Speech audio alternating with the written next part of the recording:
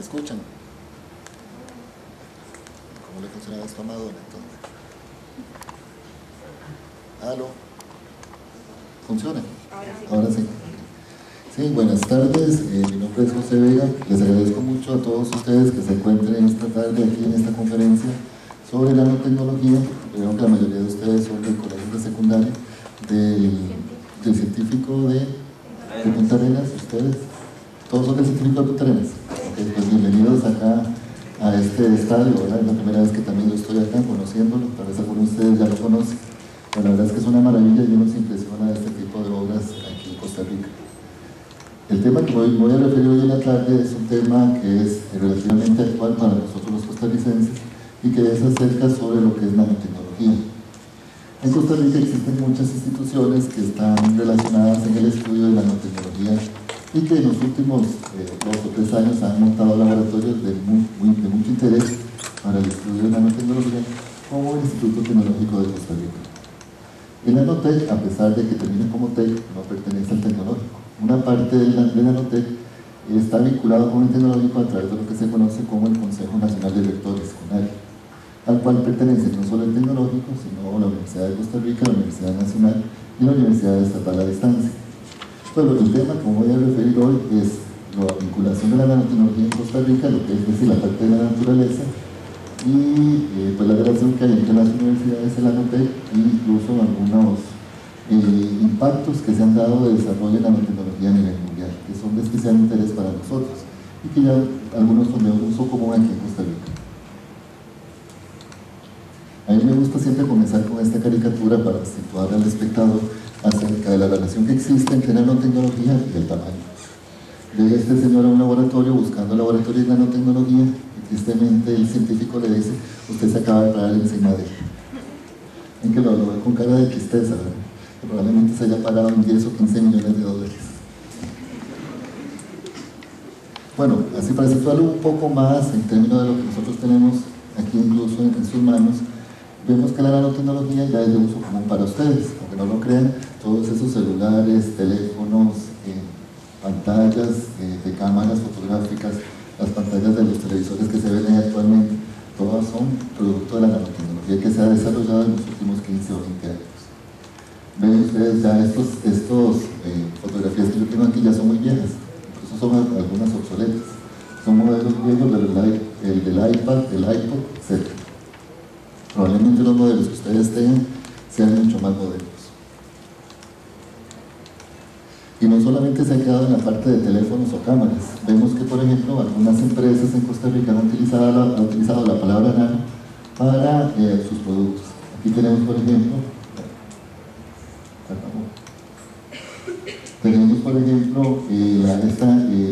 la Cope Servidores, que es una empresa que se encarga de prestar dinero a cuotas. Vemos que utiliza la palabra nanocuotas para presentar sus productos, es decir, hacer más atractivos los préstamos de dinero. Y también pues, las planchas para pelo, que son ahora tan famosas entre las muchachas, que utilizan lo que se conoce como la tecnología nano. Las secadoras de pelo utilizan las tecnologías nano, etc. Es de mucho uso la palabra nanotecnología o la palabra nano, ya ustedes la tienen interiorizada, ya saben de qué se trata. Bueno, básicamente para situarnos un poco más serio en el contexto de nanotecnología, refirámonos a que la nanotecnología es una tecnología convergente. Cuando yo estudiaba en la UCR hace 20-25 años, estudios generales, yo me acuerdo que a mí me explicaban, bueno, la industria, lo que es en la parte industrial, me decían, bueno, ciencia es una cosa, tecnología es otra cosa, las técnicas son otra cosa. Sin embargo, conforme los años fueron avanzando, las cosas se fueron tecnificando más, la diferencia que hay entre ciencia y tecnología cada vez fue más sutil, hasta llegar a lo que tenemos ahora como tecnologías convergentes. Son aquellas áreas de estudio del ser humano donde no se sabe si es tecnología o ciencia. Por ejemplo, muchas de las cosas que ustedes tienen, artefactos eléctricos, esos teléfonos o cámaras, funcionan perfectamente. Y algunos de los principios científicos que manejan esos estudios todavía no se conocen por qué es que ocurre, pero se dan perfectamente. En términos de escala, estamos hablando en el área de nanotecnología. La palabra nano nos referimos, si queremos verlo desde el punto de vista longitudinal, estamos hablando de algo que es 10 a la menos 9. En el caso de la longitud, si hablamos de metros, 10 a la menos 9 metros es un nanómetro. Esto es algo muy pequeño, que obviamente no puede ser visto a simple vista. Bueno, ustedes dirán, ¿por qué es que la nanotecnología es algo tan reciente? ¿A alguien se le ocurriría por qué?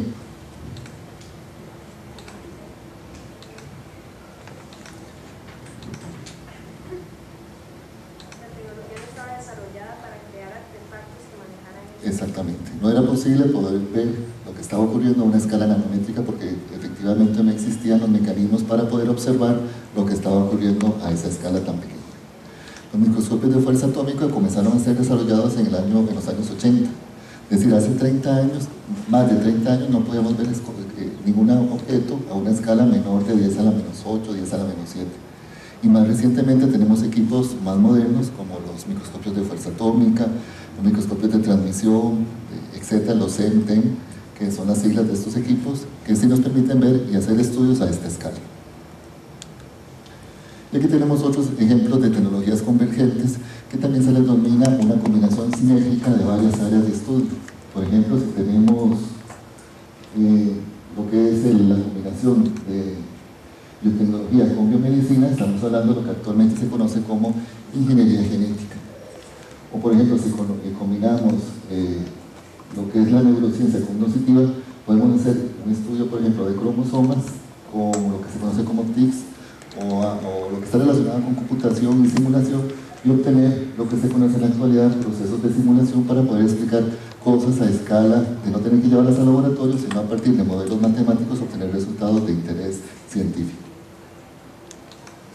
¿Por qué es importante la nanotecnología en Costa Rica? Bueno, básicamente hace unos 5 o 6 años se creó lo que se conoce en Costa Rica como la estrategia del siglo XXI. La estrategia del siglo XXI es una serie de parámetros que buscan impulsar el desarrollo de Costa Rica integral cimentado en 3 bases, que es la educación, la ciencia, la tecnología e innovación. Básicamente, esas estrategias del siglo XXI piensan utilizar o están utilizando ya las tecnologías convergentes como herramienta para su desarrollo, entre las que se incluye la nanotecnología. Y más aún, más recientemente, el mes de mayo, en la Gaceta número 93, se logró declarar la nanotecnología en Costa Rica como de interés nacional. Todo lo que tenga que ver con el estudio y equipamiento y compra de tecnologías relacionadas con nanotecnología ya están respaldadas por el gobierno dentro de lo que es un decreto. Este decreto salió en la Gaceta número 93. Bueno, ¿qué es nanotecnología y nanociencias? ¿Cómo lo podríamos definir? Ustedes ven esta imagen que se encuentra acá, este es un satélite, aquí está la Tierra, aquí hay un cordón, y eso que tenemos acá son nanotubos de carbono, que me imagino que todos ustedes han oído hablar de los famosos nanotubos de carbono, que lo vamos a definir un poquito más adelante. ¿Qué les parece a ustedes esta imagen?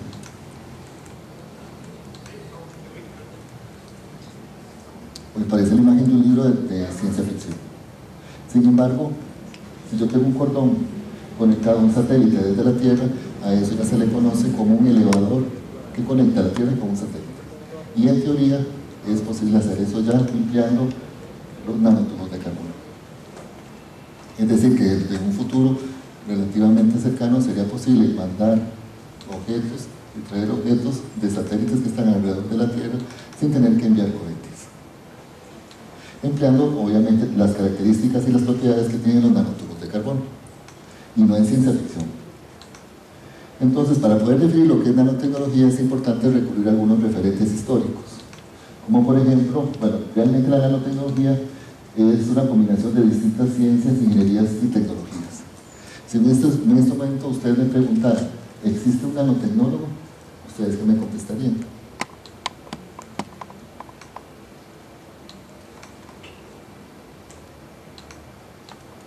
¿Sí o no?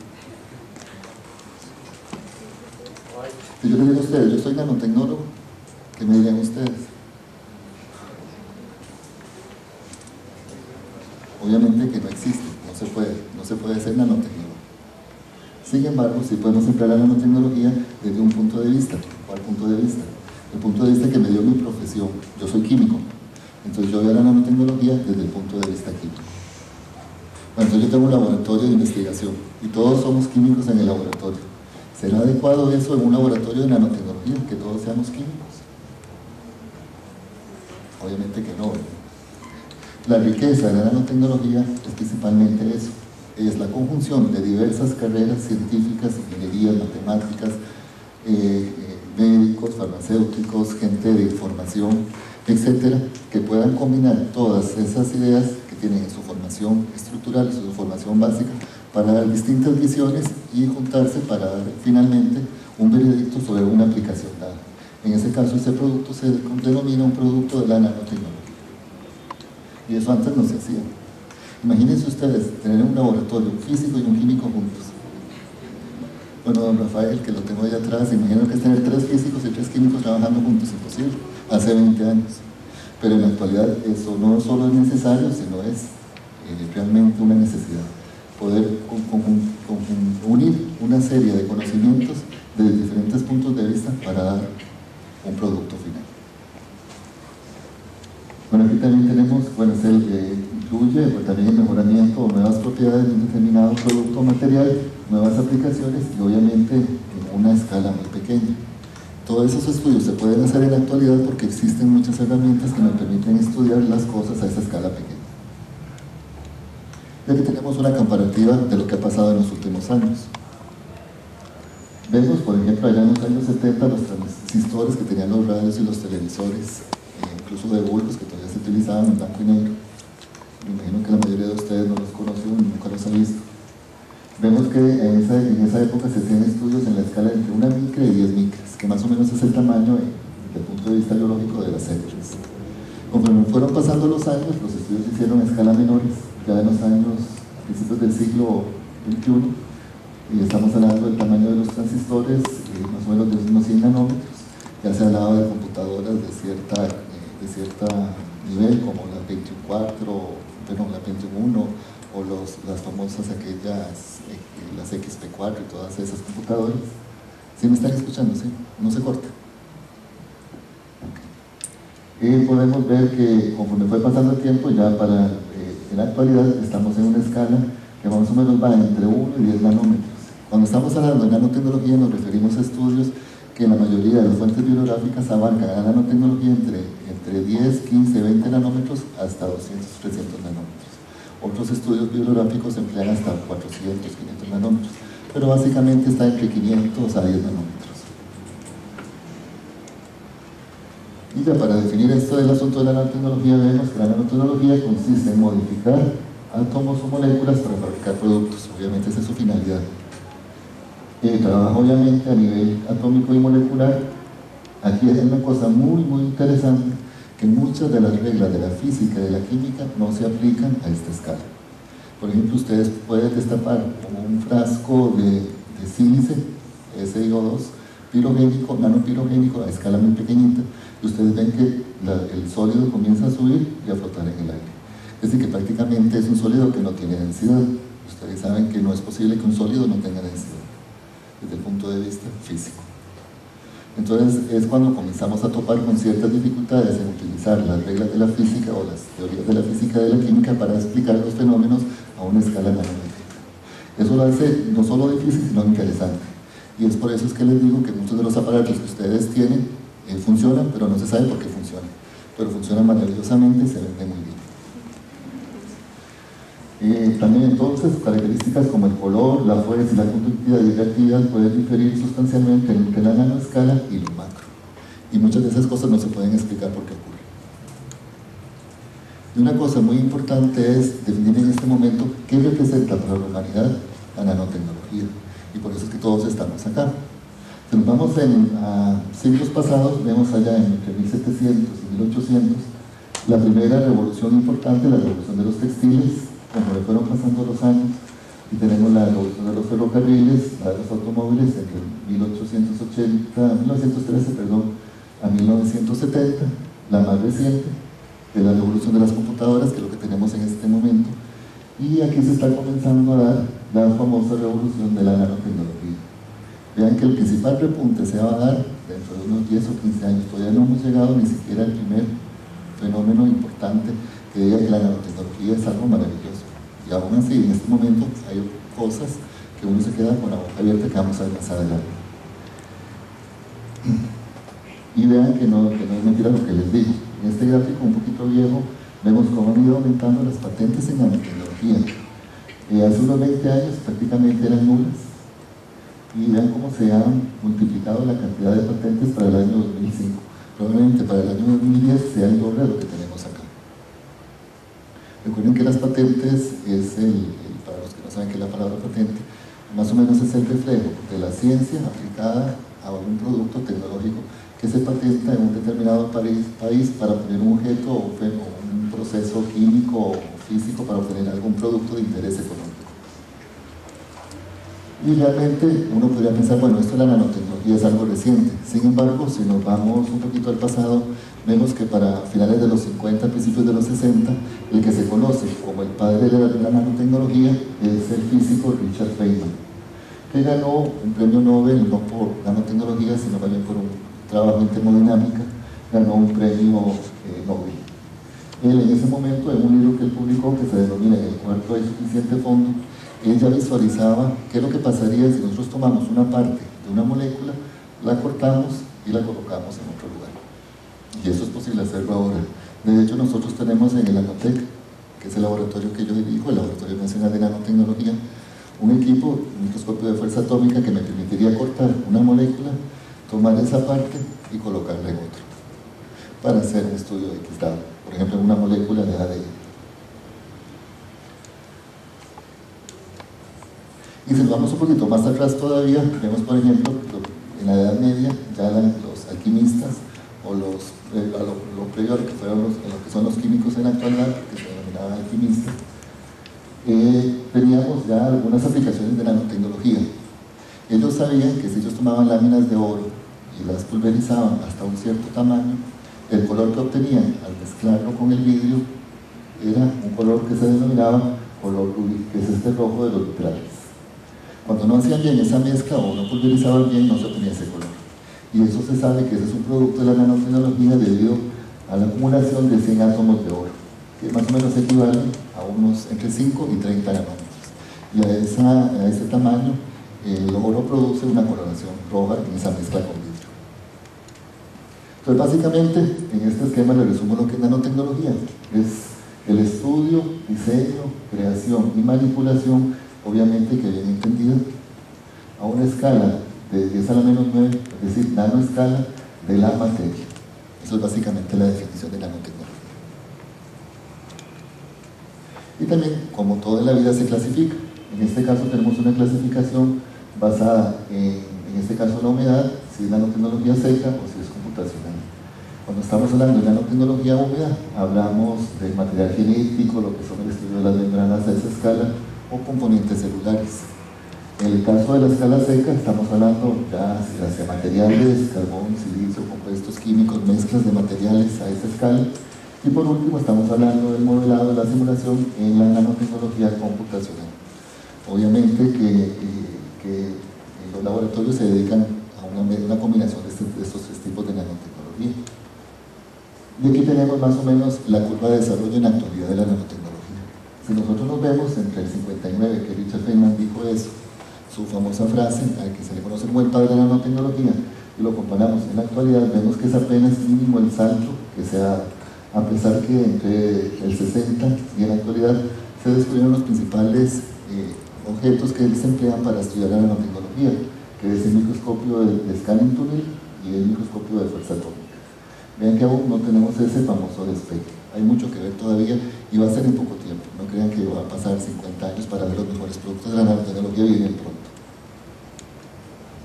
Bueno, ¿y qué pasa con la inversión en nanotecnología?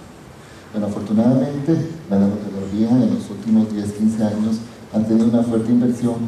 Afortunadamente digo yo porque aunque sea de los países más ricos, muchos de los productos que se han producido allá se utilizan acá. Sin embargo, desafortunadamente vemos en este pastel que entre Estados Unidos, Chile y Japón hay más del 54% de inversión. El resto de países, obviamente aquí no vemos a Costa Rica, probablemente el porcentaje que tengamos nosotros sea muy pequeño comparado como por ejemplo España. Creo que por aquí estaba Brasil, si no me equivoco, sí, entre 1 y 1.5%, y menos del 1% de México. En América Latina, perdón, ese es el 27% de la inversión en investigación y desarrollo total. Total. Es la parte de lo que va de investigación y desarrollo. Y desarrollo, todo. Es el conjunto total. Este dato es un poquito viejo, tiene como 4 años. Creo que no debe haber cambiado mucho. Sin embargo, como vemos, en América Latina destacan México y Brasil, que son los más avanzados en estudios de nanotecnología. En el caso de América Central, nosotros tenemos, obviamente, llevamos la pauta con bastante diferencia con el siguiente país, que es Guatemala, y obviamente que estamos más o menos a un nivel como el de Argentina o Chile en nanotecnología. Y también recuerden que la nanotecnología es un área de estudio multidisciplinario. Involucra la combinación de una serie de disciplinas como la física, la química, las matemáticas, las ciencias computacionales, ingeniería y la biología. Obviamente que otras ciencias e ingenierías, medicina, farmacia, son importantes para hacer una conjunción de todos estos estudios y tener un producto con mayores aplicaciones. Eso es lo que realmente ha hecho la diferencia entre nanotecnología y otras áreas de estudio. Aquí tenemos algunas aplicaciones que están en este momento siendo utilizadas, por ejemplo, como herramienta para ver, manipular y ingeniar en el nivel atómico. Básicamente los microscopios de fuerza atómica, los microscopios de TEM, que son de transmisión, la microscopía electrónica de transmisión o la microscopía electrónica de barrido, que es la CEM. También materiales por las diferentes propiedades que manifiestan, dispositivos, técnicas para construir estructuras a nanoescala. ¿Qué pasó? Se movió.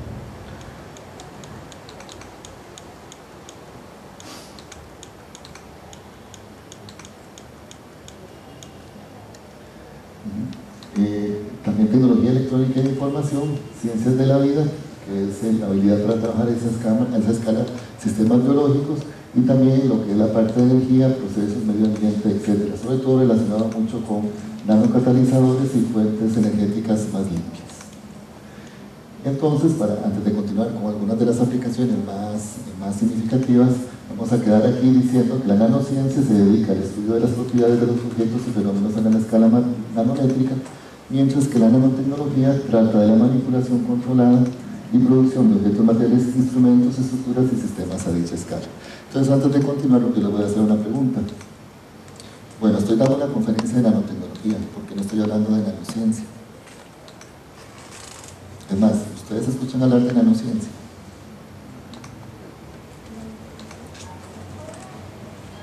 Porque no estamos hablando de nanociencia.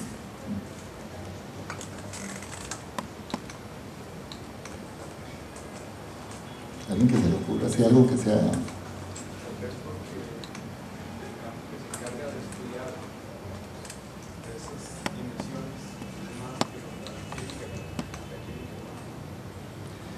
Básicamente, bueno, la nanociencia está muy dirigida hacia el campo de la mecánica cuántica o la química cuántica, la física cuántica. Es un campo muy dirigido hacia los físicos. Desafortunadamente, como les dije al principio de la conferencia, muchas de las leyes de la física, la química y la biología no se aplican. Entonces, si ustedes ven el estudio de la nanociencia comparado con los productos de la nanotecnología, la diferencia es enorme, es decir, que hay muchas aplicaciones, pero poca ciencia respaldando esas aplicaciones. Entonces, básicamente, y en un mundo comercial, ¿qué queremos? Reglas, fórmulas matemáticas o productos. Desafortunadamente, todo se va por lo comercial y las aplicaciones. Afortunadamente para ustedes, desafortunadamente para los científicos. Entonces, la diferencia entre nanotecnología y nanociencia se debe precisamente al poco estudio que hay respaldando mucha de la tecnología que está aplicándose en estos momentos. Entonces, obviamente, es más atractivo hablar de productos de nanotecnología que de nanociencia. Eso lo dejamos más hacia los físicos y a los matemáticos. Bueno, ¿cómo hacer nanotecnología? Básicamente, ustedes lo ven en dos términos en inglés que se utilizan mucho, que es el término top-down y bottom-up. Usualmente no se usa traducirlos al español, pero básicamente uno podría decir, bueno, hay dos formas de obtener algo, de arriba hacia abajo o de abajo hacia arriba. Partimos de algo muy pequeñito para ir construyéndolo hacia arriba, a pesar de que es algo pequeño también, o algo un poquito grande, lo vamos arrancando pedacitos para obtener algo más pequeño. Eso es lo que significan otros términos. En el primer caso, el top-down es más o menos construir algo a partir de una pieza mayor, como por ejemplo esculpir madera. Y en el caso del bottom-up, más bien es el ensamblaje de componentes pequeños, como un motor, la síntesis orgánica para los químicos, es un sistema de botonado. De algo pequeñito vamos a hacer algo un poquito más grande. De aquí tenemos el primer caso, como por ejemplo cómo se hacen los chips en Intel. Básicamente, espero que no haya nadie en Intel para que no me corrija. Básicamente lo que se utiliza es una olea o una superficie de silicio, en algunos casos, y esa superficie es recubierta con ciertos materiales. Entonces parte de ese material es arrancado por un sistema como este que tenemos acá. A esto se le conoce como dopaje. Cubrir una olea de silicio con otro material se denomina dopaje. Y aquí tenemos esta parte anaranjada dopando esa superficie. Sobre esa superficie dopada se coloca un polímero, o un film para proteger esa superficie dopada, y se coloca un material que es fotorresistente. Entonces se hace incidir luz con una especie sobre una superficie que tiene ciertos agujeros que en ciertas partes van a dejar pasar la luz. Como este es un material que es reactivo a la luz, se va a romper una parte y van a quedar estos espacios. Luego este film depositado es eliminado, puede ser un solvente o calor, y va a quedar directamente sobre lo que se conocía como el material dopante. Y entonces luego eliminamos el material fotorresistente y nos va a quedar una superficie como esta que tenemos aquí al final, que es más o menos la forma que tienen los chips unos sobre otros. Y en el caso del botonar, significa el autoensamblaje de superficies. En este caso es como más reactivo desde el punto de vista químico. Lo que se hace es que se tiene una superficie de silicio, como estas oleas que les mencionaba al inicio. Estas oleas pueden ser reactivadas mediante un proceso químico y colocar moléculas mediante una reacción química de anclaje sobre la superficie y hacer que esta superficie sea reactiva, como por ejemplo puede conducir electricidad, puede conducir el calor, etc. Bueno, realmente, ¿cuál ha sido el impacto de la nanotecnología? ¿Qué esperan ver ustedes después de esto? Bueno, cosas así como por ejemplo, uno de los impactos más grandes que se ha dado en la nanotecnología y que ustedes van a ver en futuros cercanos son los impactos en las ciencias médicas o de la salud, básicamente. En el caso de la medicina, por ejemplo, pacientes se dice que beberán fluidos conteniendo nanorobots. Bueno, ¿qué será un nanorobot? Así como esos de perdidos en el espacio, metidos dentro del cuerpo. Básicamente eso no es cierto, ¿verdad? Más o menos en los años 60, los que nos acordamos de esas épocas, salió una película que se llamaba Viaje Fantástico, o una película con Raquel Welch. Los que somos un poquito más mayores nos acordamos de esa famosa película. Los más jóvenes no se acuerdan, no la volvieron a dar nunca. En esta película, en una nave tipo espacial, iban como 5 o 6 personas y mediante una máquina los lograron hacer muy pequeñitos, de tamaño nano, y los introdujeron a través en algún lugar del cuerpo, mediante una inyección. Entonces ese grupo de personas iba a ir directamente hacia un lugar donde tenían que curar un paciente, un determinado paciente. Entonces eso es más o menos lo que implica lo que es nanotecnología, empleando nanorobots. Aquí tengo una laminita de una mala idea de lo que es un nanorobot. Nunca se va a utilizar piezas de metal para construir un nanorobot. ¿Por qué no? Porque no podemos utilizar, por ejemplo, zinc, o oro, o plata, o platino para construir un nanorobot. Porque no cumplen las reglas de la física y de la química, entonces son muy afectados por los procesos, por ejemplo, biológicos, es decir, de movimiento de flujos en las venas, por ejemplo. Entonces, ¿cómo es un nanorobot realmente? Bueno, los futuros nanorobots que están a la vuelta de la esquina probablemente van a ser construidos de las mismas células con ciertas funcionalidades. A que, por ejemplo, yo, como les dije, yo tengo equipos que puedo transformar la superficie de la célula, colocar una determinada molécula y llevarlo al cuerpo para curar, por ejemplo, un cáncer. Y vamos a ver una metodología para curar cáncer que está acá, la que sigue, yo creo. Bueno, por ejemplo, volviendo a los 70, ahora un poquito más reciente, aquellas famosas series del hombre nuclear y la mujer biónica, no sé si algunos la habrán visto por ahí. En esas series se decía que una mujer o un hombre que habían tenido un accidente quitaban toda la parte interna de los huesos y todo y lo reemplazaban por componentes biónicos, es decir, metálicos. En esa época pues era un poco de ciencia ficción, pero en la actualidad es muy común.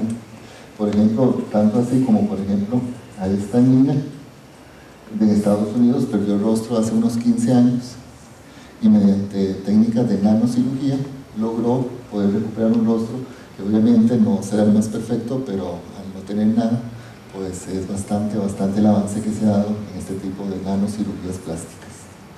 Obviamente que no todo es bueno, porque vamos a ver más adelante qué pasa cuando hay exceso de este tipo de cosas. En este caso tenemos la aplicación de nanotubos de carbono para la curación de cáncer. En este caso se introduce en el organismo las nanopartículas de carbón. Estas se dirigen a un cáncer que se encuentra en el pulmón. Los nanotubos de carbono tienen la particularidad, bueno, primero que es un nanotubo de carbono. ¿Alguien tiene metastase ahora? Un nanotubo de carbono proviene de la reacción química de capas de polvo de carbón.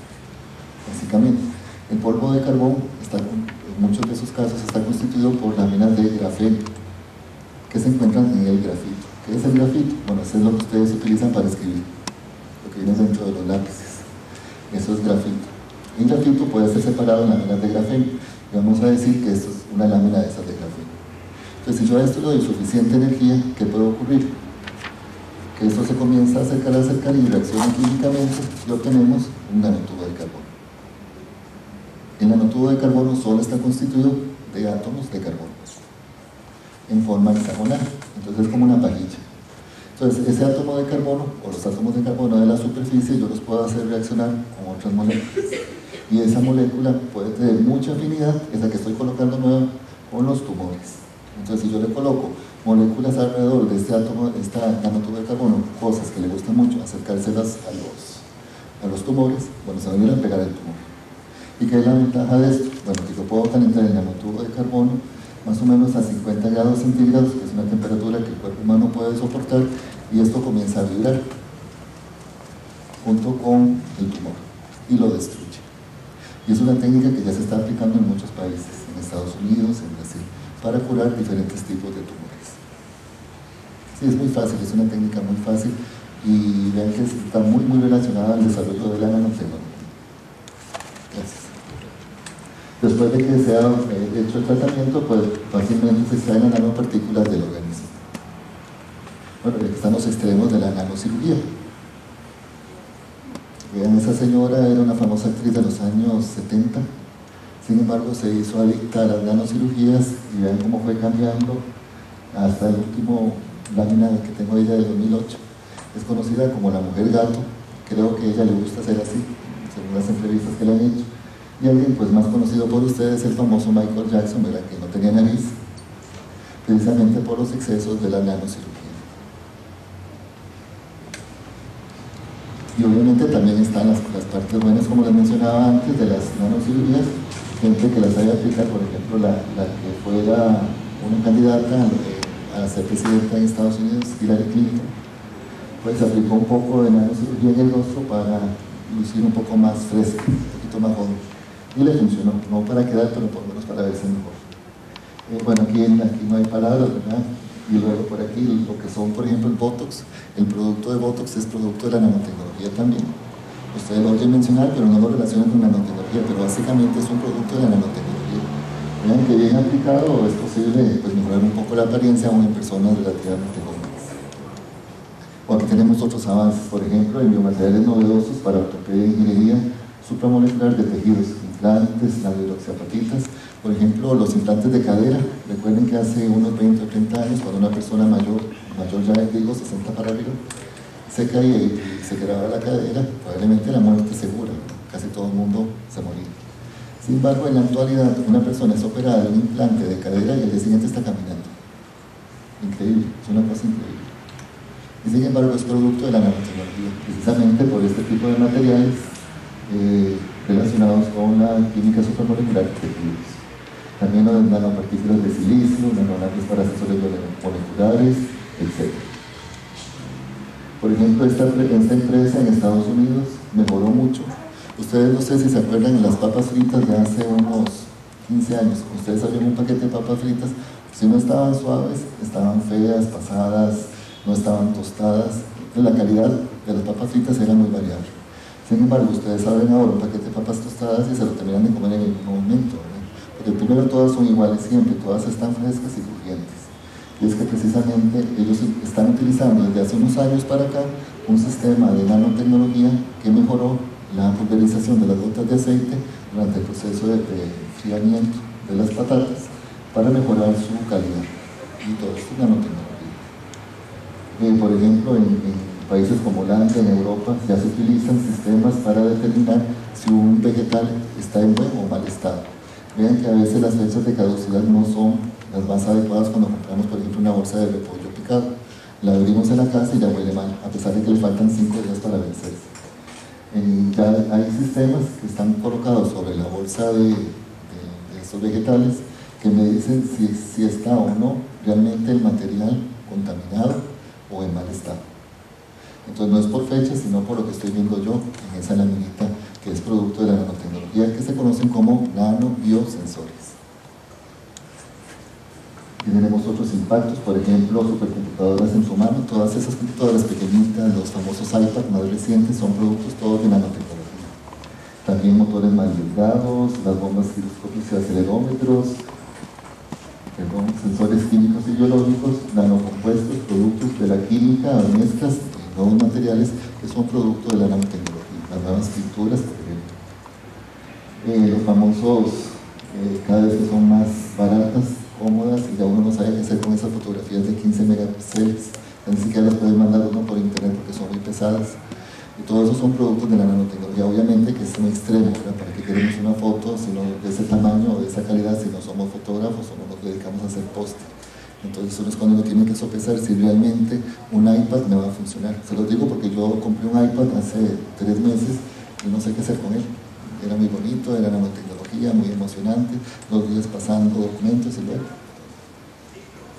no tiene sentido. A veces hay que sopesar si realmente uno quiere o no algo que no tiene mucha aplicación.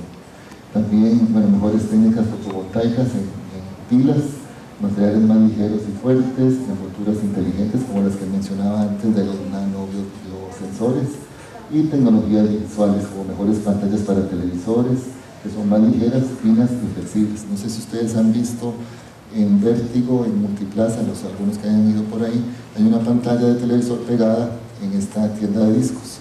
Eso es producto de la nanotecnología, es una calcomanía que es un televisor y del ancho de una calcomanía, ¿verdad? Es más gruesa que 2 o 3 milímetros y es un televisor.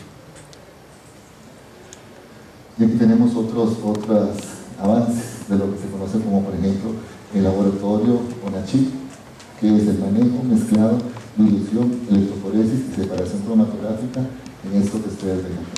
Todos estos procesos químicos que antes tomaban días, si no semanas, para realizar en un laboratorio, se hacen en el campo instantáneamente utilizando este chip que está acá, que luego se lleva al laboratorio, se coloca en un aparato que va a dar las lecturas del producto final. O sea que son cosas realmente útiles y que ahorran mucho tiempo. Bueno, las cámaras fotográficas, los nuevos productos farmacéuticos y de cosmetología, que ya tienen nanopartículas, los champúes esos que ustedes oyen hablar que ya tienen nanosedas, que le llaman a ese champú que anda por ahí. Estas cremas que tienen nanopartículas de oro, que realmente sí funcionan. ¿Cuál es la diferencia entre una crema que funciona y otra que no? ¿Alguien sabe? Una crema de esas cosméticas. Porque es que una crema funciona o no funciona. Porque una crema de 3.000 pesos no funciona y una de 20.000 sí funciona. Porque obviamente, como ha avanzado tanto la tecnología, le colocan nanopartículas. ¿Y por qué la nanopartícula sí es importante para una crema? ¿Por qué mejora las propiedades? Porque obviamente su tamaño le permite penetrar a través de los poros de la piel humana. Entonces, por eso es que sí funciona, porque va directamente hacia el producto que se está dirigiendo. Por ejemplo, mejorar el colágeno o producir colágeno cuando ya la piel está muy seca y cansada. Entonces, estos productos colocados adecuadamente en forma de nanopartículas, por ejemplo en micelas de oro, pueden liberar ese principio activo y mejorar el producto final.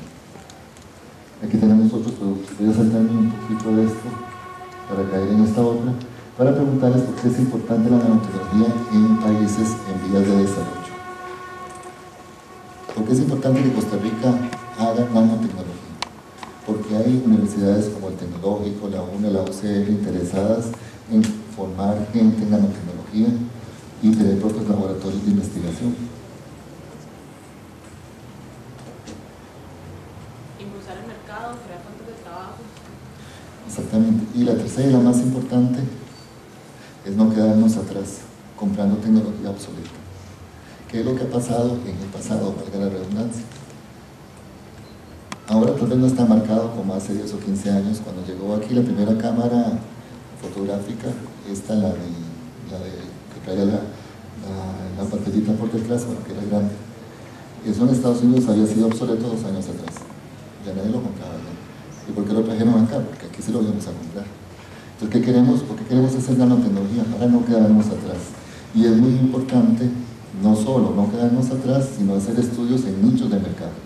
No vamos a competir, por ejemplo, produciendo nanotubos de carbono para competir contra Japón, China y Estados Unidos. No nos sirve producir nanotubos de carbono. Definitivamente sería algo que no tiene sentido. No vamos a marcar un nicho de mercado. Cuando yo comencé a estudiar nanotubos de carbono hace 6 años, a nosotros nos costaba producir 1 gramo de nanotubos de carbono más o menos $1. Era muy barato para nosotros. Y ese gramo costaba en el mercado $600.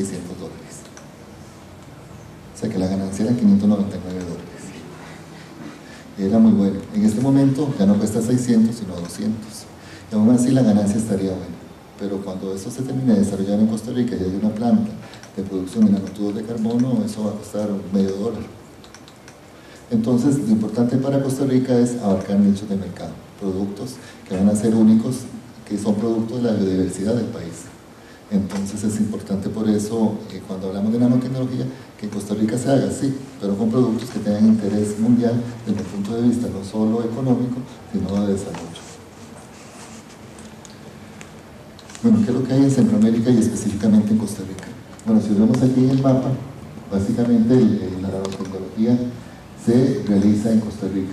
En Guatemala abrieron hace un par de años una especialidad en nanotecnología, contrataron a profesores de diversos países y hicieron durante un año, una especialidad de 1 año, y fue bastante exitosa. Sin embargo, ellos no han podido lograr crear un laboratorio nacional como el Nanotec, y eso les ha atrasado bastante la introducción en el tema de nanotecnología, sobre todo con las empresas.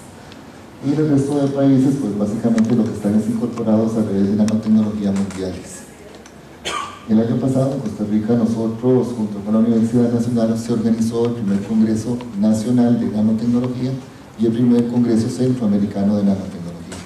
Y para el año entrante se espera que sea el segundo nacional y el segundo de Centroamérica, que esta vez va a ser organizado en Costa Rica. Y aquí tenemos pues algunas de las redes en las que se encuentra inmersa la relación entre nanotecnología en algunos países del área. En Costa Rica, básicamente, la nanotecnología es creada en las universidades que pertenecen a CONAR, la Universidad de Costa Rica, la Nacional, el Tecnológico y la Universidad Estatal a Distancia, y en el Laboratorio Nacional de Nanotecnología. La Universidad de Costa Rica, básicamente representada por el Laboratorio de Química Supramolecular y el Centro de Investigación en Ciencia y Ingeniería de Materiales, el CICIM, que más o menos desde hace unos 20-25 años han hecho estudios muy interesantes en lo que se conoce como propiedades nanomagnéticas. En el caso de la Universidad Nacional, en el laboratorio de polímeros, el llamado Polígono, se ha trabajado mucho con lo que es el empleo de productos o subproductos de las agroindustrias para obtener materiales de mayor valor agregado, con muchas aplicaciones en el área de biomedicina. Y en el Instituto Tecnológico de Costa Rica recientemente se creó el programa de nanotecnología. El instituto más o menos colocó entre 2 y 3 billones de dólares para la compra de equipos de mucho interés en la enseñanza de la nanotecnología. Y la Universidad Estatal a Distancia pues tiene vinculados proyectos de nanotecnología y educación con las otras universidades estatales. Me voy a referir a lo que es el Nanotec.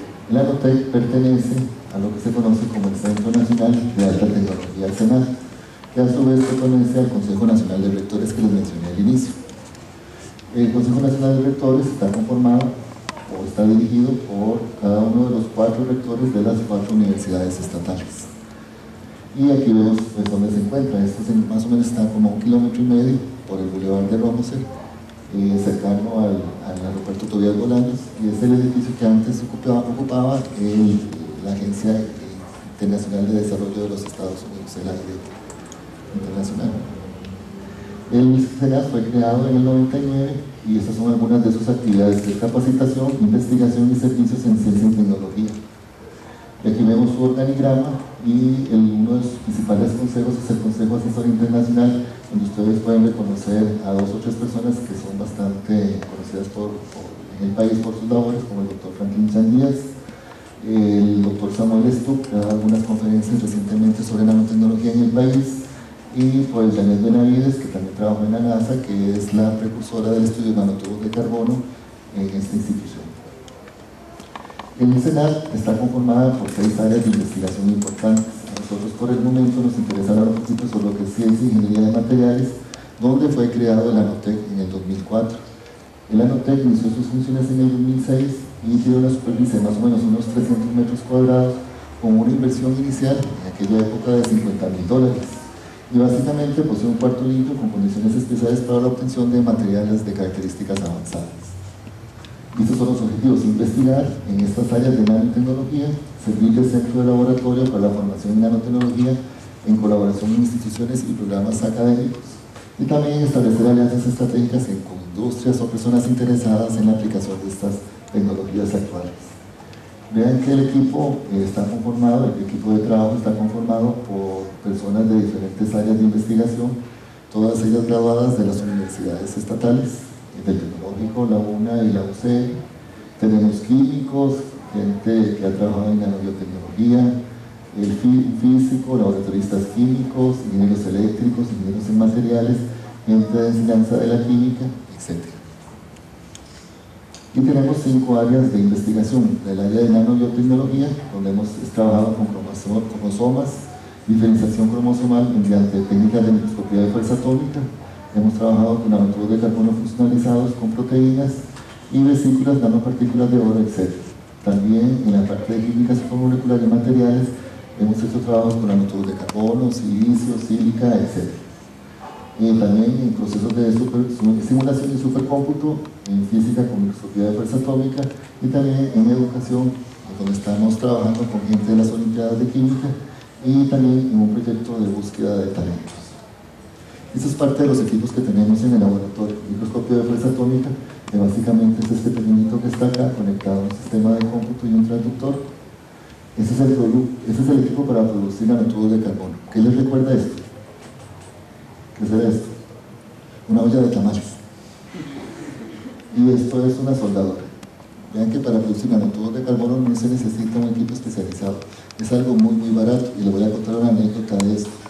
Hace 2 años, 3 estudiantes del Colegio Vocacional de San Sebastián, se acercaron al laboratorio junto con su profesor y querían participar en la famosa feria de Intel, tal vez algunos de ustedes conozcan, la AICE, que es el producto de las famosas ferias científicas y de ingeniería nacionales. Entonces a ellos los escogieron como ganadores para representar a Costa Rica con un equipo de nanotubos de carbono basado en esto que está acá. Fueron a Estados Unidos representando al país en el año 2009 y ganaron el 2º lugar, compitiendo contra 75 países, y algunos de ellos del primer mundo, valga la redundancia, con realmente investigaciones muy buenas. Dicen que en el país podemos hacer mejoras de procesos que se utilizan en otros países y realmente tener productos de alto valor agregado que sean de interés. Y ese equipo nos lo donaron a nosotros, que no lo tengo acá fotografiado, pero esto es lo que utilizábamos nosotros antes, una olla de tamales. Bueno, aquí tenemos lo que ocurre en el microscopio de fuerza atómica. Es una puntita donde supuestamente la parte más pequeñita de abajo tiene un solo átomo, que es el que hace el barrido sobre la superficie, y al final se obtiene una imagen como esta que tenemos acá, en 3 dimensiones, que yo la puedo manipular según lo vemos en este gráfico película. En esto lo que tenemos es una superficie de colágeno, que es uno de los principales componentes de la piel humana, o de la piel humana. Vean que el cambio de color va representado por la distancia desde más abajo hasta la parte más alta.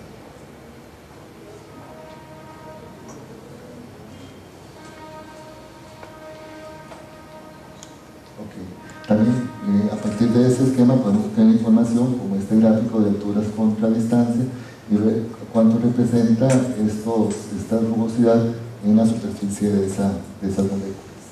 También podemos hacer estudios de bacterias. En este caso tenemos la famosa Pseudomonas aeruginosa en 3 dimensiones.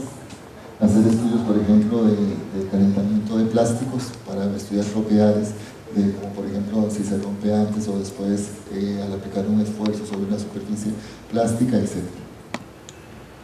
También otros equipos que son también importantes, por ejemplo un calorímetro diferencial de barrido, que lo que se obtiene es un gráfico de propiedades termodinámicas en función de la temperatura, y otros equipos como por ejemplo análisis de cambios de temperatura en función cambios de masa en función de la temperatura. Este puede ser acoplado a un infrarrojo de tipo ATR. Un infrarrojo lo que me dice es cuál es el grupo funcional de una determinada molécula, y el grupo funcional es, por ejemplo, un alcohol, el grupo H. Entonces eso me dice si ese equipo me permite decir si esa molécula es un alcohol, por lo menos. Y otros equipos pues también me interés para el estudio de nanotecnología. El laboratorio, son partes del laboratorio, la parte de química. Tenemos algunos de los equipos de más alta calidad comprados.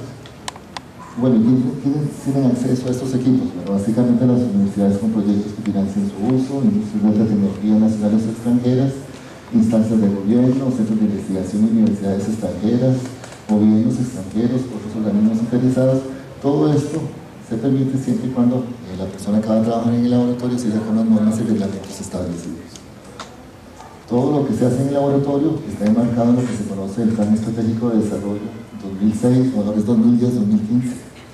Y básicamente es un documento con sus antecedentes, introducción, lo que es el ANOTEC, la importancia de este laboratorio para Costa Rica y lo principal, que es el plan de desarrollo del ANOTEC, que está enmarcado dentro de estas actividades, que son cursos y capacitaciones, propuesta, elaboración y ejecución de proyectos en conjunto, universidad, gobierno, empresa, venta de servicios de alto nivel, colaboraciones académicas, proyectos de extensión y otros. Y estos son algunos de los proyectos que tenemos. Por ejemplo, ese es el que les mencionaba a ustedes al inicio, que es la diferenciación cromosomal. Este proyecto se hizo con un instituto de investigación de los Estados Unidos que se trabaja con células que no se permiten hacer en Estados Unidos por razones que ya manejan, se hacen en Costa Rica para personas que tienen ciertas enfermedades genéticas. Entonces este estudio se hizo aquí para correlacionar si en cada uno de los cromosomas humanos, de los 21 cromosomas, se podía correlacionar la enfermedad genética con algunos aspectos que da el microscopio de fuerza atómica. Se hizo una publicación, la publicación fue aceptada en el primer borrador, no hubo más borradores ni correcciones, en una revista de impacto de 4.0. Probablemente ustedes no me entiendan qué significa 4.0, pero para los que hacemos investigación más o menos buena, de cierto nivel, que lo publiquen en una revista de 1.5 ya es bastante bueno. El índice de impacto lo que mide es la cantidad de personas que accesan a esa revista. Entre más alto es el índice de impacto, es mejor la revista desde el punto de vista no de calidad, sino de usuarios que la consultan. Y tener un índice de impacto de 4.0 es bastantes millones de personas que la están consultando. Aquí tenemos algunos de los proyectos en conjunto con Intel. Por ejemplo, hace más o menos unos 4 años hicimos 3 proyectos en conjunción con Intel y algunas universidades estatales. Este que les mencionaba, con el Instituto de Medicina Celular de Microscopía de Fuerza Atómica, también con Aldastra de Costa Rica, con CEFA, Sometal, STEM, etc. También algunos proyectos, como por ejemplo uno de CONICYT, que se le denomina de la modalidad reinserción, y otro con la modalidad de forense.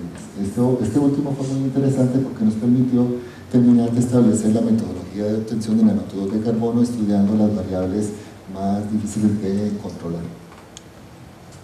Y pues aquí termino con ponerles esta última de los famosos fullerenos, que fue el último premio Nobel que se recibió relacionado con nanotecnología hace un par de años, por los descubridores de las propiedades y empleo de los que se conoce como fullerenos. Los fullerenos, que antes se llamaban futbolenos por su similitud con las bolas de fútbol, pues tienen propiedades muy interesantes, y esto que está acá permitió el descubrimiento de los nanotubos de carbono, porque los nanotubos de carbono son el subproducto de la obtención de los fullerenos. No sé si tienen alguna pregunta, algún comentario. Con relación a los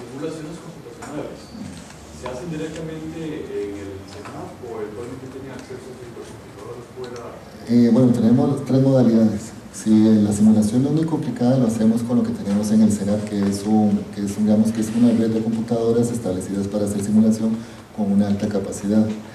El CENAR hace unos 3 o 4 años hizo un proyecto institucional con otras universidades de Costa Rica, la Universidad de Costa Rica, el Tecnológico, la UNED y la UNA. Y cada una se le adquirió un centro de cómputo pesado para hacer simulaciones.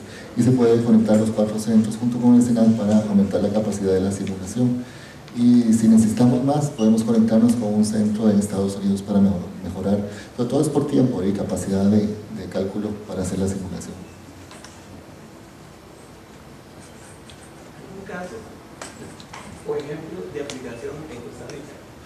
Bueno, existen varios. El caso de los nanotubos de carbono, uno podría decir que, desde el punto de vista académico, fue la primera tesis de nanotecnología que se hizo en Costa Rica, en una universidad pública, una tesis de nanotubos de carbono. Una empresa, esta empresa, la Instituto de Medicina Celular, se interesó en funcionalizar esos nanotubos de carbono para irlos pegando de forma tridimensional y obtener estructuras para el acoplamiento de células de ciertas partes del cuerpo humano que serían un reemplazo a futuro, por ejemplo, de un hígado. Entonces se toman las células que no están enfermas de un hígado, que están enfermas en otras partes, se hace crecer y se obtiene un organismo a la carta para una determinada persona. Ese es el estudio que se está haciendo así como más impactante con nanotubos de carbono.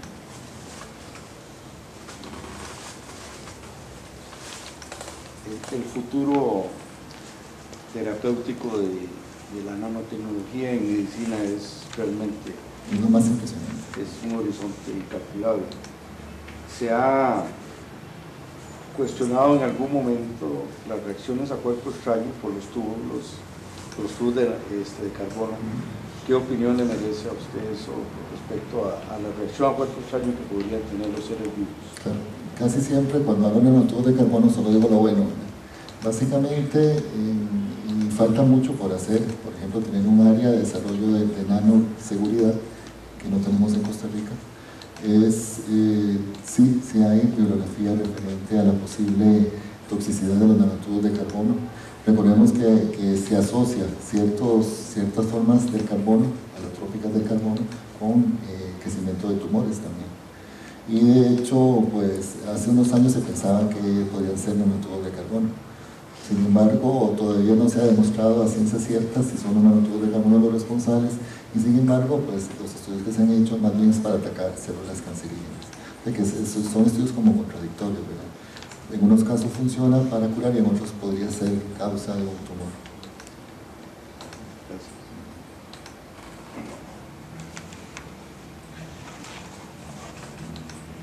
Por allá, preguntas. Una curiosidad, mencionó las famosas cremas, cuáles funcionan y cuáles no funcionan cada no. ¿Por qué utilizan oro? La ventaja del oro es que las nanopartículas de oro son de fácil obtención.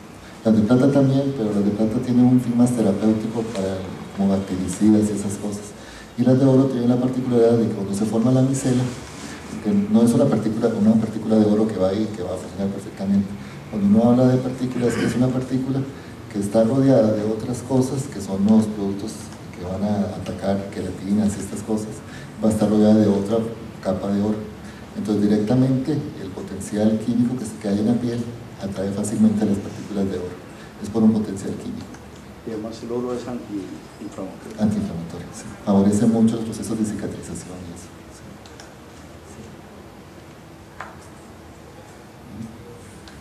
Sí. No de vergüenza, sí, pregunta.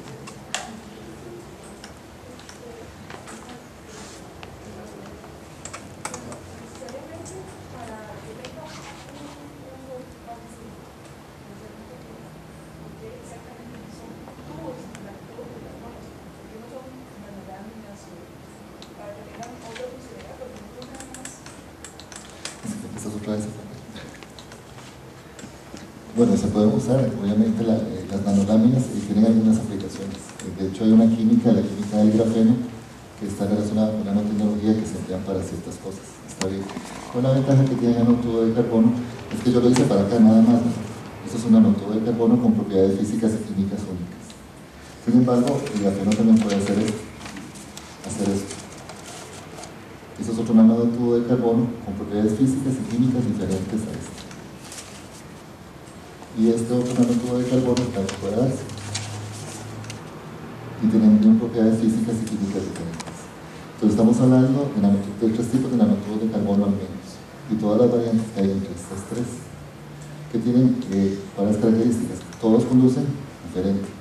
Unos son semiconductores, y otros son no conductores, y otros son superconductores, mejores que el cobre, mejores que el... Yo iba a presentar una laminita, por aquí la tengo más adelante, que no me daba tiempo de hablar.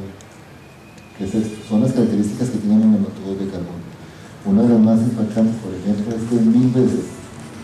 Tiene un módulo de Young más que es 1000 veces más fuerte que el más duro que hay en la naturaleza en este momento, que es el diamante. Que son características únicas que se tienen. Las larvas estas están bien, pero las características que tienen los nanotubos de carbono las hacen súper especiales para ser estudiadas.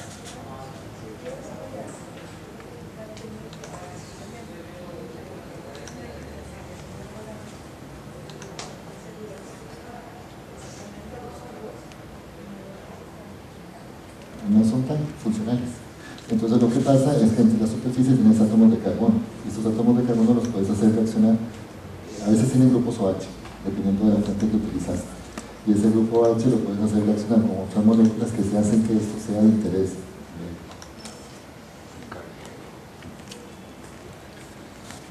Por relación a este tema, en la síntesis que ustedes hacen acá, ¿obtienen un tipo en particular de nanotubos o es una mezcla que después tienen que separarlos? Sí, no, digamos, eso es lo que quiero presentar.